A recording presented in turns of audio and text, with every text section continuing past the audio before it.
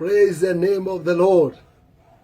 I want to greet you and to tell you that you are blessed even as you hear the message this day, because I'm sure that this message is a message that will be able to transform and change your life. May the grace of God come upon your life as you hear the message, a message of the season, a message that will be able to transform and change your life. Father, Jehovah God, in the name of Jesus, I want to thank you. I want to celebrate your perfect will. May your name be glorified and may your name be honored because of the opportunity that, Lord, you have given us to share your word. Thank you, because this word will be able to transform and change our lives today and even forevermore. In Jesus' name, amen. Praise the name of the Lord. Jesus Christ is my Lord and my Savior. And I'm so expectant for the second coming of our Lord Jesus Christ. So my heart is already focused for the Lord, always and forever in my life. I want to bring the message of the Lord today. And the message that I'm bringing is 3 ways why we miss God's blessings. Let me say this. We do not excel in life by chance, but we make it happen by responding positively to the word of God. We do not excel, we do not prosper, we do not become blessed by a chance, but we make it happen by responding positively towards the word of God. And anytime you hear the word of God, you start to prosper. So can you understand?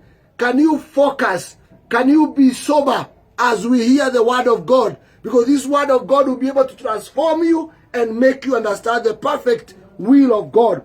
3 ways why we miss the blessings. Miss, it is to fail to get something, to reach somewhere, to hit something, fail to notice something, or to understand something. So when we say that you have failed, it's because that you did not reach somewhere, you did not hit somewhere, you did not notice something, or you did not even reach somewhere. What's a blessing? Blessings, it is to make someone grow or you extend.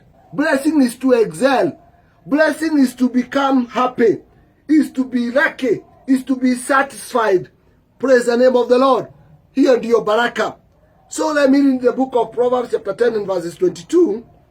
The Bible says, the blessings of the Lord makes rich, and he adds no sorrow with it.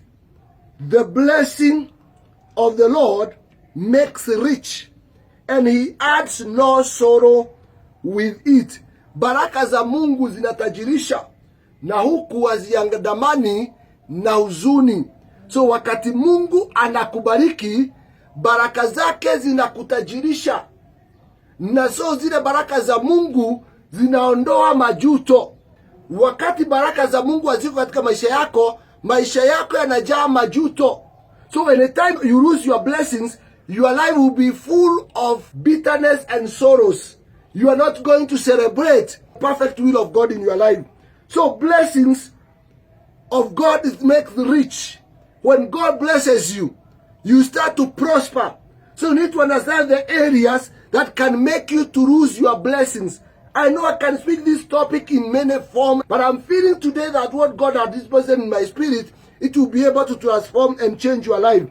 In the book of that John, chapter 1 and verses 2, behold, I pray that all may go well with you, and that you may be in good health, as it goes well with your soul. For I rejoiced greatly when the brothers came and testified to your truth, as indeed you are walking in the truth. I rejoice when I got information how you are trading and how things are happening in your life, and that you are walking in truth. It is good you understand the word of God. I like in the book of James chapter 1 and verses 22. The Bible says, but be doers of the word and not hearers only, deceiving yourselves. Tuwe watu ambao tunafanyisha neno la Bwana kazi, na sio kusikia tu huku tukiendelea kujidanganya.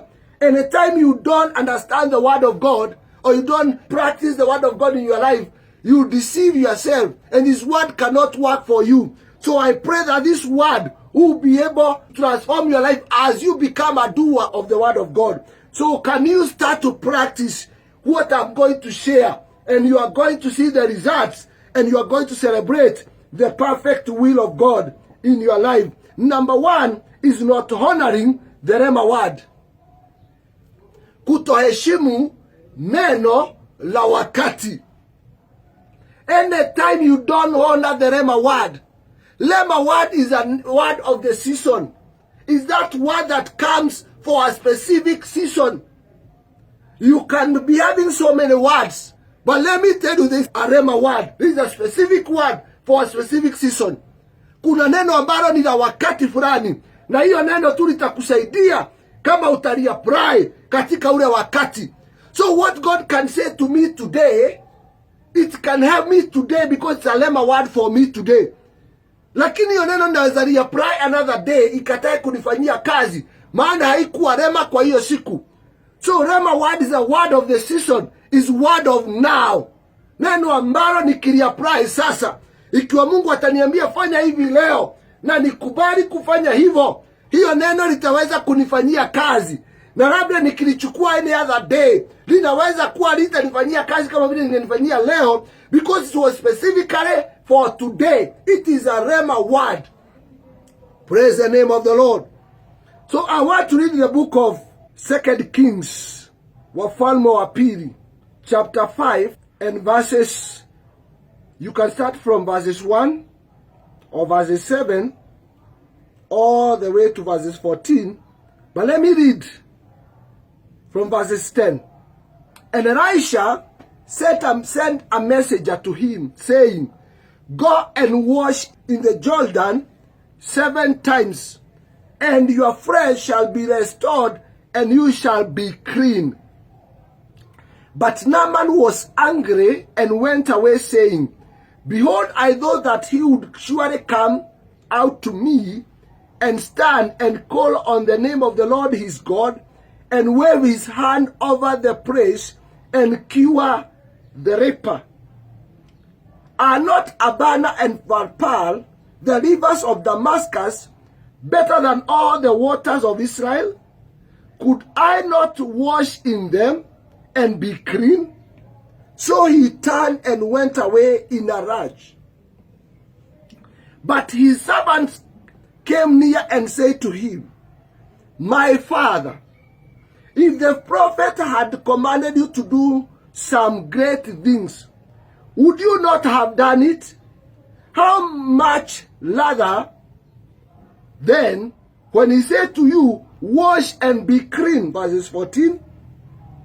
So he went down and dipped himself 7 times in the Jordan, according to the word of the man of God, and his flesh was restored like a flesh of a little child, and he was clean. Praise the name of the Lord. I'm speaking about a Rhema word.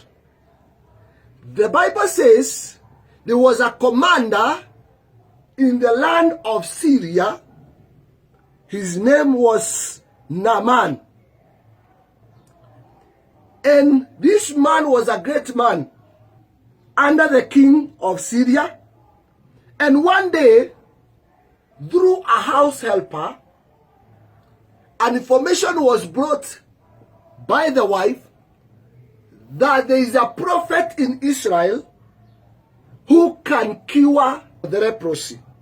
Na so wakati ambapo ule ujumbe ulifika, mfalme kwa sababu ya kupenda the commander, akatuma barua kwa mfalme wa Israeli ili kuomba ya kwamba jemedari wake katika vita na katika uongozi wa jeshi aweze kupata usaidizi. So mfalme alikuwa na goodwill kwa sababu ya komanda wake. Lakini wakati ule mfalme wa Israeli alipopata ile ripoti ya kwamba kuna jemedari ambaye anakuja kuponywa. Akakasirika, akararua mavazi yake, akauliza, am I God to heal or to tear? Mimi ni Mungu nirarue na niponye? Mimi ni Mungu nifanye watu waishi ama wakufe? So wakati ambapo alikuwa ameghadhabika, hapo ndipo ripoti ilimfikia Elisha. Na Elisha aliposikia akasema, mwambie akuje. Wewe mfalme, wacha kughadhabika, mwambie akuje, maana akija ninajua kuna suluhisho. Na Biblia sema kwamba hapo ndipo mfalme alisema basi apeleke kwa Elisha. Na wakati alipokuja, alipokaribia nyumba ya Elisha, kuna jambo moja ambalo lilifanyika, ya kwamba Elisha hakutoka nje hata kwenda kumuona. Hata hakujua ni mtu wa kabila gani ama rangi gani. Hakujua kama ni mrefu ama ni mfupi. Hakujua ni mtu ambaye ni mnono ama ni mwembamba. Kile ambacho alifanya, akatuma a messenger ama mtu wake ambaye anamtumia katika kupeana ripoti, na akamwambia hivi, enenda ukamwambie aende aoge Jorodani mara 7. Hey, that was a rhema word. Hiyo lilikuwa neno la wakati. Lakini wakati Naamani aliposikia yale mambo, Biblia inasema kwamba akaghadhabika, akasikia hasira imeinuka, na akageuza magari yake na kikundi chake, akawaambia turudi. Akaanza kuuliza ya kwamba, je, katika Damaski si kuna Abana na Valpal, mito ambaye ni mizuri kuliko mito ya Jordani, na hata yana maji masafi kuliko maji ya Israeli? So akawa ameghadhabika na amekasirika. I thank God because kuna mtu mmoja ama kuna watu walielewa ya kwamba this was a rhema word. Hii haikuwa neno tu ama sauti ingine. Ilikuwa neno la wakati. Ilikuwa sauti ya majira. So wakati ambapo amerudi na ghadhabu na amekasirika, hapo ndipo wale watu wakamwambia Naamani, kama nabii angekwambia jambo kubwa kuliko hili, si bado ungefanya? Na hata kama angekukomandi kufanya jambo kubwa, na vile ulikuwa umetoka mbali kwa ajili ya uponyaji, si ungefuatilia? So can you just give it a try? Ijaribu tu hii moja, uone kama inaweza work. Na Biblia inasema ya kwamba hapo ndipo akakubali kwenda Jordani. Na alipoenda Jordani, akajirusha mara 7. Wakati alikuwa anatokea, akatoka kama mtoto. Kwa nini alipona? Sio kwa sababu aliwekewa mkono, sio kwa sababu aliombewa, sio kwa sababu maji ya Jordani yalikuwa masafi kuliko ya Damaski, ya mito ambayo alikuwa ameitaja. Hapana, ni kwa sababu ya rhema word.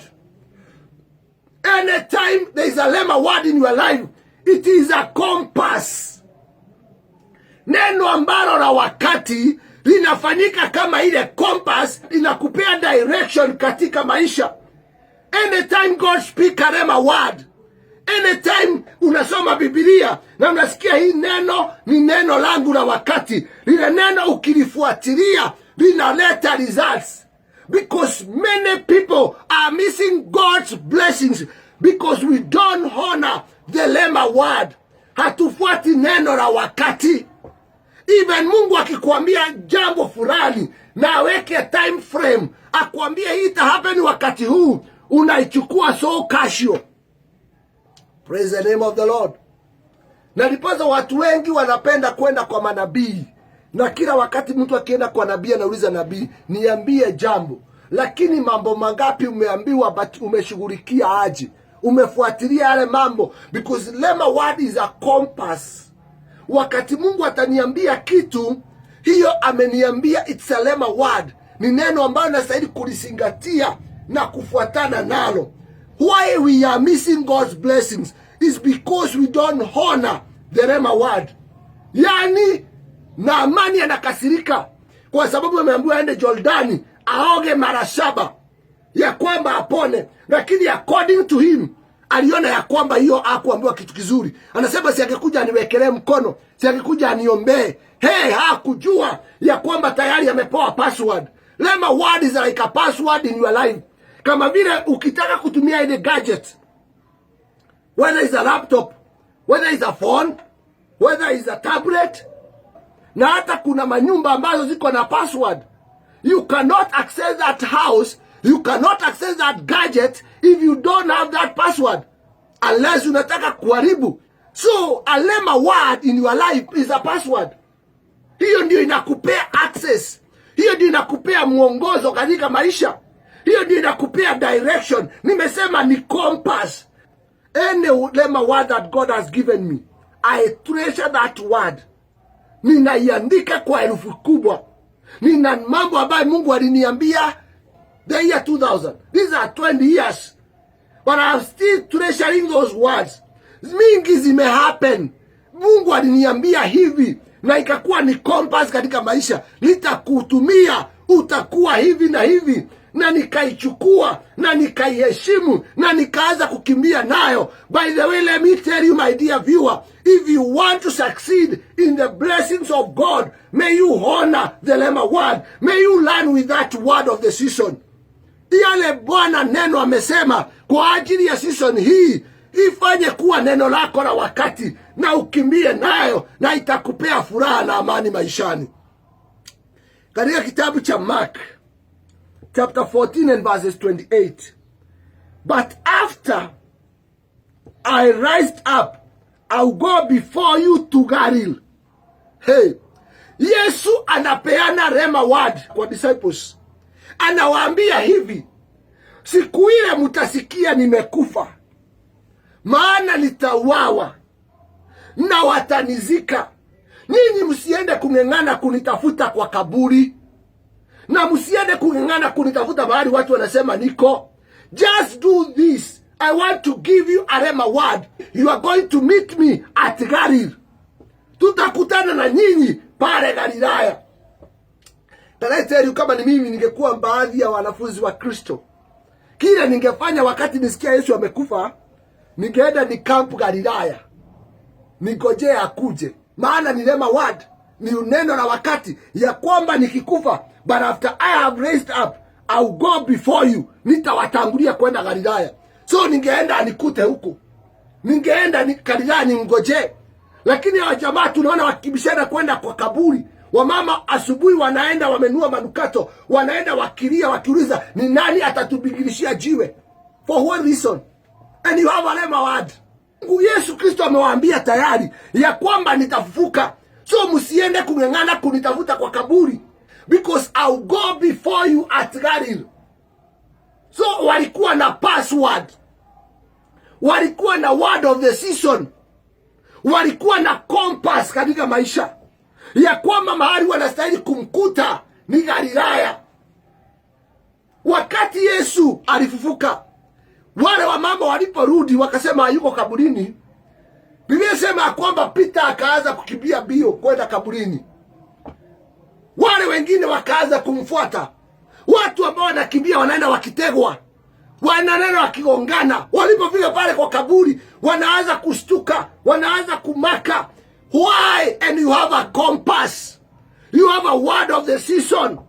It is already displayed before you that you need to meet me at Galilaya. Can I tell you, my viewer?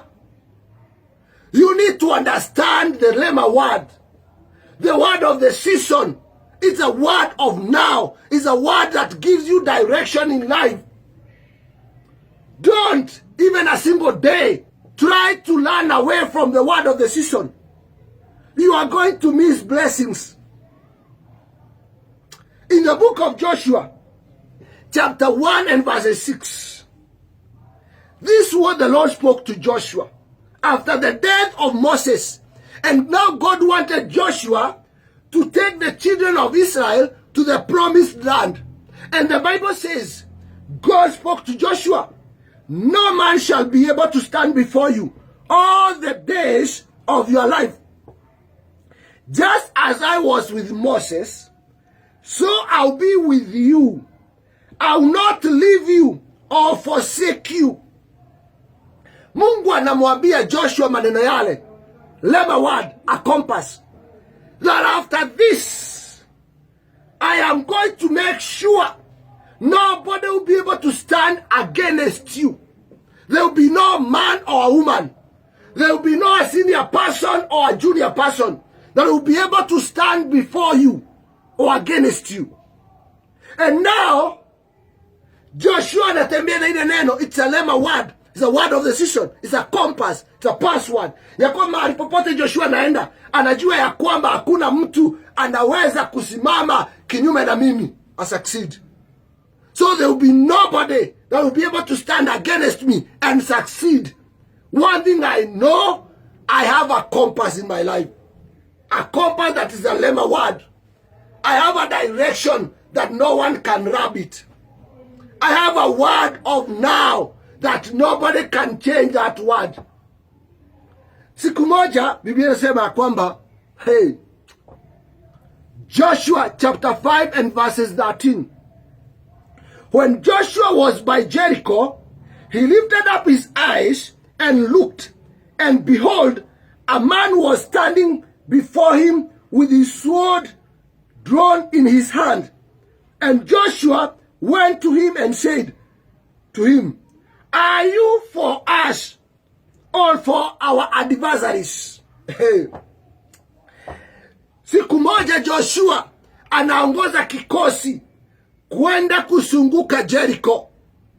Na Biblia inasema ya kwamba wakati akiwa katika hiyo harakati, akaona mwanaume mmoja akiwa amekaa kama mwanajeshi, ana viatu vya jeshi, ana manguo ambayo ni ya vita, na ako na sword ambayo ameshika mkononi kwenda kufanya kazi.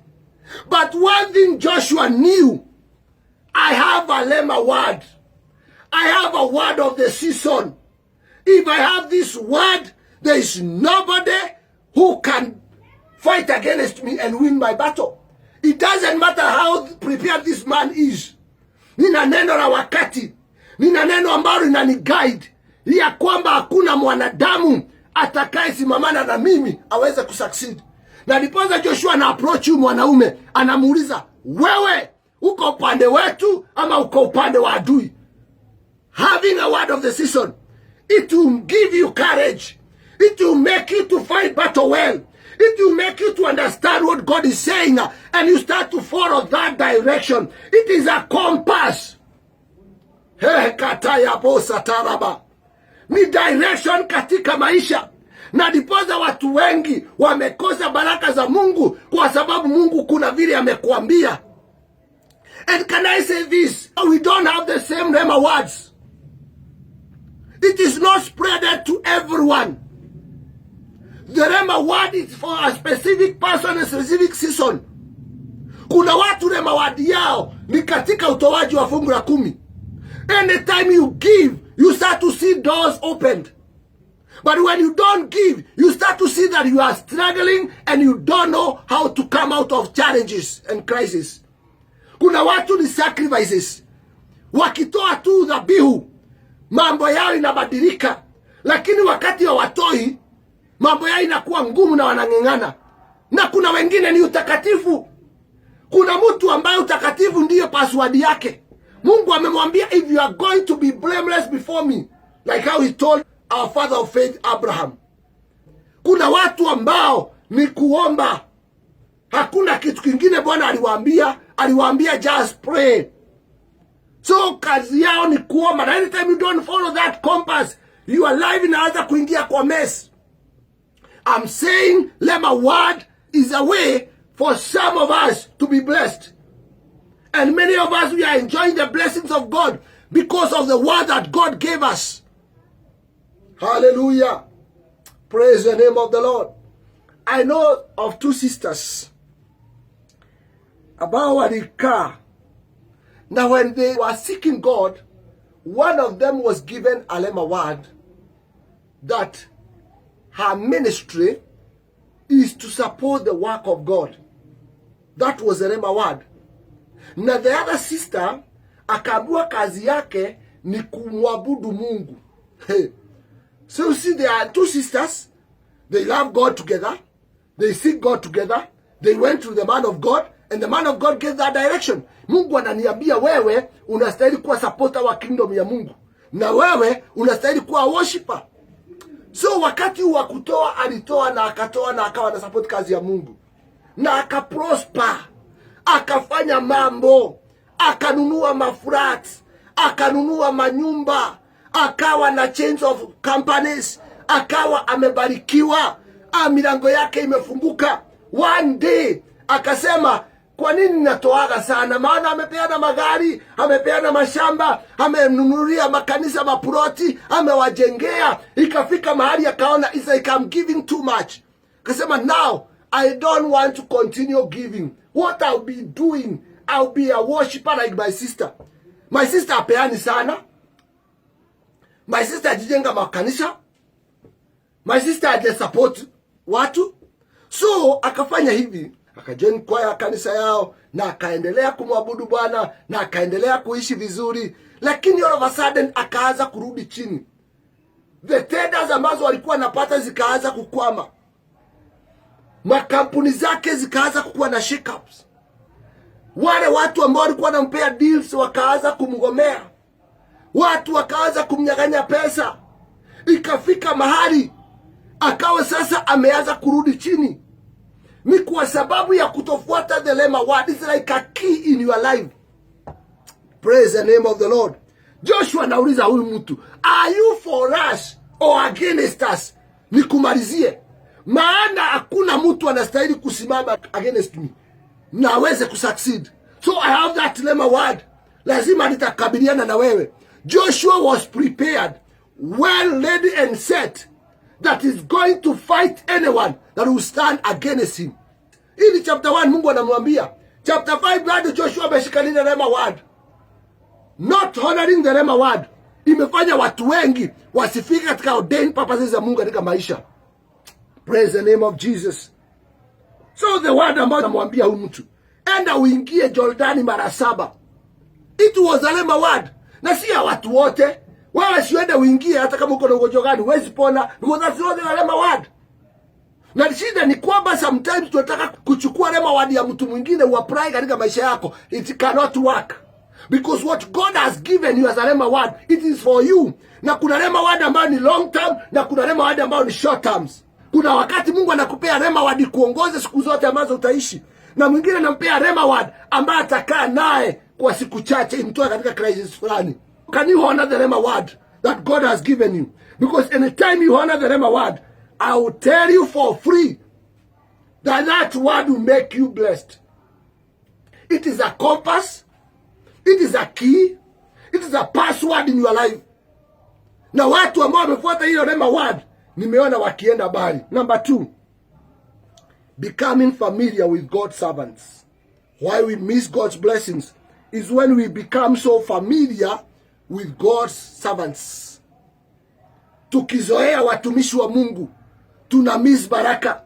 Unaweza kuwa hata umebarikiwa, unaweza hata kuwa umeanza kuonja matunda ya baraka, but when you become so familiar with God's servants, can I tell you, my dear viewer, the blessings of God will start to have wings. Hata kama umefika wapi katika kiwango cha baraka, hata kama uko position gani katika ufalme, anytime you don't honor the servants of God, the blessings of God will start to become less, and finally you are going to live without blessings of God.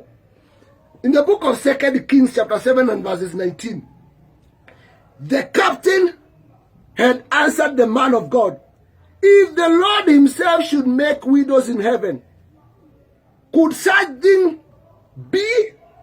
And he said, you shall see it with your own eyes, but you shall not eat it.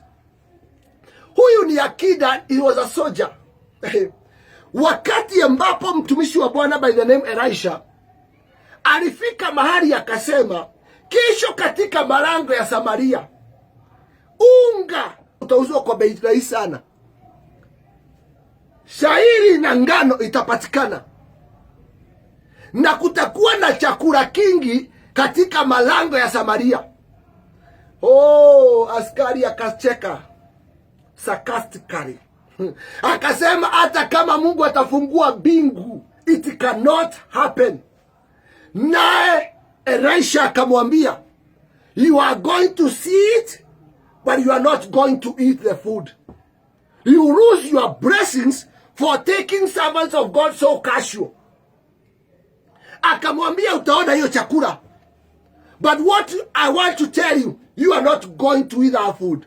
Na Biblia inasema ya kwamba kweli the following day through the miracles of God, kwa sababu ya wale foreigners ambaye Bwana aliwatumia, kukatokea chakula katika malango ya Samaria.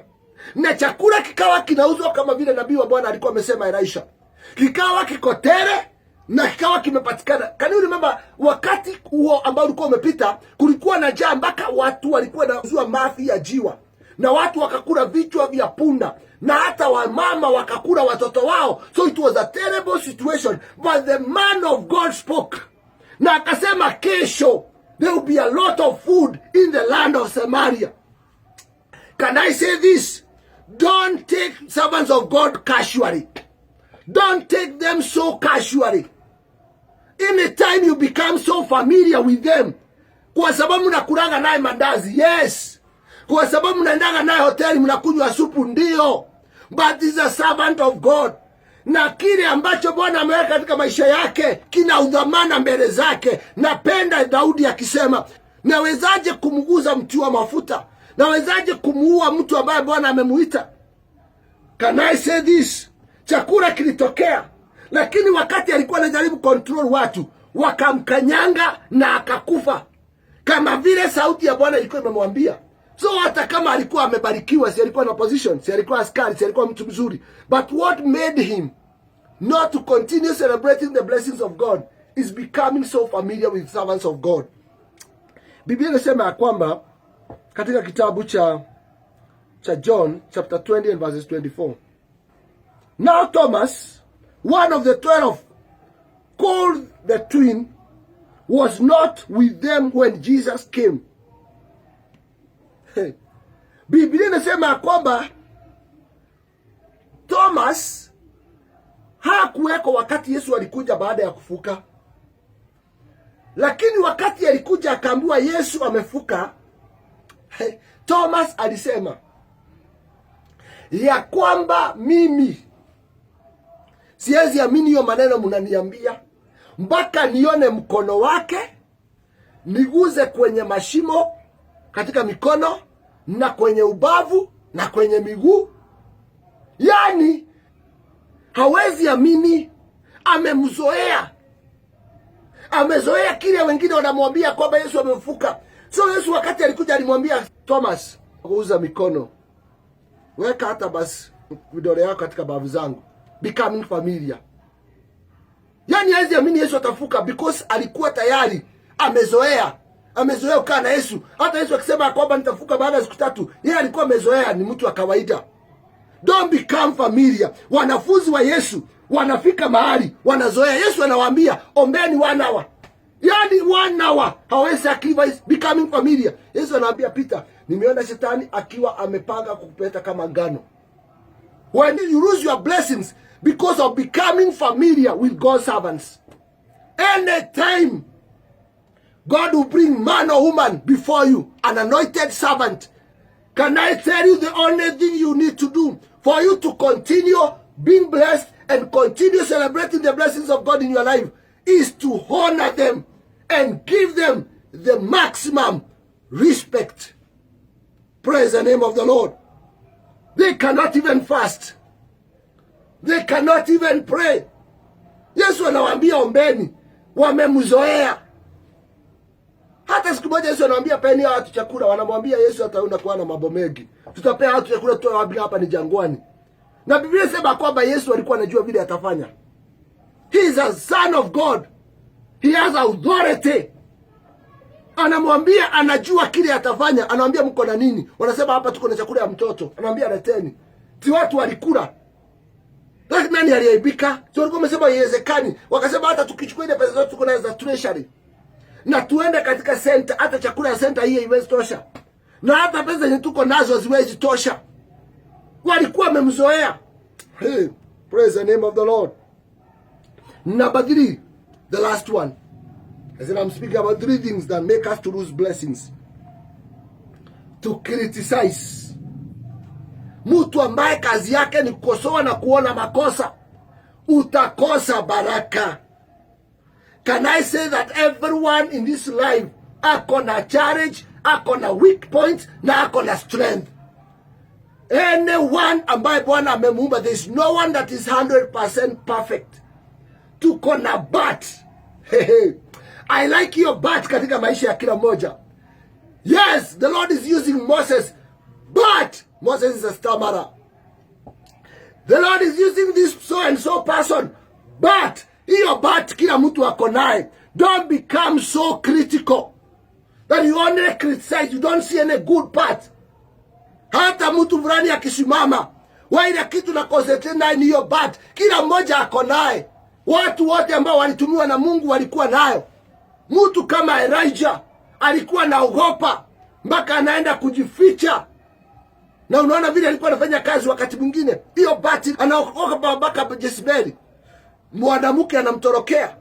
Lakini alikuwa anachinja manabii na anabadilisha system ambazo zilikuwa zimecorrupt. Mtu kama Daudi alikuwa na weakness. Alikuwa anaona wanawake anatetemeka hata wakioga. But we don't concentrate on our weak points. Don't concentrate with what we don't have. Look at what God has graced us with. Hey, praise the name of the Lord. Kama kuna shida ambayo imefanya watu wengi wapoteze baraka, ni kukua watu wa kukriticize. Biblia inasema ya kwamba hii ni Mafarisayo. In the book of Matthew chapter 11 and verses 19. The Son of Man came eating and drinking, and they say, look at him, a glutton and a drunkard, a friend of tax collectors and sinners. Yet wisdom is justified by her deeds. Verses 21. Woe to you, Chorazin! Woe to you, Bethsaida! For if the mighty work done in you had been done in Tyre and Sidon, they would have repented long ago in sacks and in ashes. Watu wa Chorazin na watu wa Bethsaida, kazi yao ilikuwa kukashifu kazi ya Yesu. Na wanashinda wakisema ya kwamba huyu mwana wa Adamu kazi yake ni kukula, kazi yake ni kukunywa, kazi yake ni kutembea na watu ambao ni warafi, watu ambao wanakunywa, wanaenda wakisugua ngano jiani. Kazi yake ni kutembea na tax collectors and sinners. Tumeona akioshwa na kahaba miguu. Tumeona kazi yake anaenda kwa Zakayo, mtu ambaye ni mwizi mtosha ushuru. Yesu akawaambia, kama yale maneno yametendwa kwenyu, enyi watu wa Chorazin na watu wa Bethsaida, kama yale mambo yangekuwa yametendwa kwenyu, yamekuwa yametendwa katika Tiro na Sidoni, hao watu wangekuwa wametubu mapema na wamegeuka na wamevaa magunia kama vile wangerarua mioyo yao. Lakini nyinyi kazi yenu ni kuona makosa. Oh God. There are people who are missing the blessings of God, and especially the blessings that come from the servants of God, just because of being so critical. When the man and the woman of God is ministering, when a prophet approaches you, when you go to any servant of God, wewe kazi yako ni kuangalia mavazi, wewe kazi yako ni kuangalia mahali ya Islam, wewe kazi yako ni kuangalia mahali ya yuko grammatically correct, wewe kazi yako ni kuangalia vile ana mix and match. Can I tell you, my viewer, if you want blessings of God to continue in your life, don't become critical. In the book of Numbers chapter 12 and verses 1, Miriam and Aaron spoke against Moses because of the Cushite woman whom he had married, for he had married a Cushite woman. Biblia inasema ya kwamba Haruni na Miriamu hao walikuwa watu wa kutoka tumbo moja na Musa. Wakaanza kukriticize, wakaanza kunena kinyume, wakaanza kuchabua makosa na udhaifu wa Musa na wakisema yeye hata anajifanya ni nabii, kwani yeye tu ndiye Mungu ananenea, kwani yeye tu ndiye anasikiaga Mungu. Si hata kama anasikia Mungu, hata sisi tunasikia Mungu. Si hata kama yeye ni nabii, hata sisi ni manabii. Mungu akakasirika, akaambia Musa, nataka tukutane katika hema ya kukutana, na unikujie na Haruni na ukujie na Miriamu. Nao wakakuja, wakafikiria Mungu amekuja kuwapea instructions, and they came so comfortably, and they were rejoicing, and they were happy that they are going to meet the Lord. But can I tell you, when they came before him, Biblia inasema ghadhabu ya Mungu ikainuka. Mungu akakasirika, akawaambia, kama kuna nabii basi kati yenu Miriam na Harun. Basi kama sijui, lakini kama kuna nabii kati yenu, mimi nawanenea kupitia ndoto na maono. Lakini huyu mtumishi wangu kwa jina Musa, tunanena na yeye heart to heart, man to man, face to face. Na dipoza hapo ndio walijua sio kuzuri. Na walipotoka pale, Biblia inasema kwamba Miriam akagongwa na ukoma. Na alipogongwa na ukoma, safari ya wana wa Israeli ikasimama. The blessings ambazo Mungu alikuwa amemwaminia zikatoreka. Na hapo ndio tena Mungu aligojea. Haruni hakuweza kuguza kwa sababu alikuwa amevaa nguo ya ukuhani. But after that, hapo ndio tunaona siku moja Mungu anagojea Haruni atoe nguo ya ukuhani. Anasema hiyo nguo ipatiwe Eleazar, na anaua Haruni because of being critical. You miss blessing because of criticizing the servants of God. Anytime you take them casually, anytime you see them as just another person, you miss God's blessings. They are God's messengers. They are God's servants. They are choice servants. Ni Mungu aliwachagua. Yes, they have weaknesses. Yes, everybody ako na weakness. Wako na bat. Yes, hata bat zingine ziko so much exaggerated. But let me tell you, it is not your responsibility to keep on looking at the mistakes and errors. But you look at what they are offering, the grace of God that they are releasing upon your life. I pray in the name of Jesus that you are not going to miss God's blessings. Because I know, hallelujah, praise the name of Jesus. Praise the name of the Lord. I like in the book of that John, chapter 1 and verses 2. Beloved, I pray that you all may go well with you, and that you may be in good health, as it goes well with your soul. Ninakuombea, Bwana wetu apewe sifa, ya kwamba mambo yako yaende vizuri, na uwe na afya nzuri, kama vile roho yako pia imeendelea kunawiri. I pray that you are going to get God's blessings. And this season I declare and declare that you are not going to miss God's blessings. And anywhere you have messed and you have done against the will and the wish of God, by number 1, not honoring the Rhema word. By number 2, becoming so familiar with God's servants.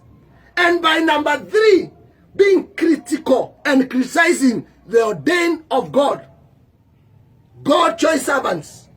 I pray that God is going to forgive us.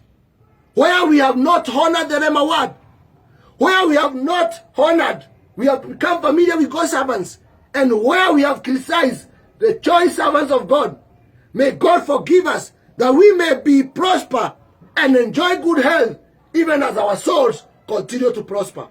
Ninakushukuru Bwana katika jina la Yesu. Asante kwa neno lako siku hii moja.